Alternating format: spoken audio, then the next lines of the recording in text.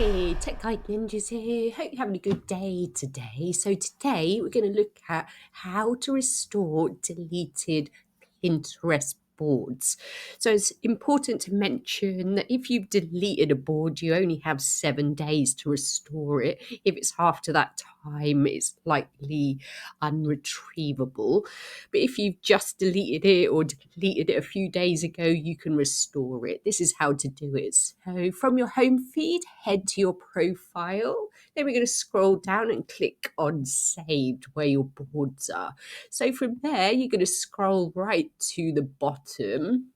And when we get to the bottom, you should see a bit that says recently deleted boards if it's within the 7-day time frame. So if it is, you can click on the right hand side, click on restore boards, and you should see the board that you just deleted.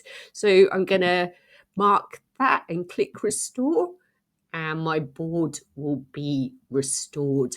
So that's how to restore deleted boards. I hope that was helpful. Please like the video and subscribe to the channel, and I will see you soon.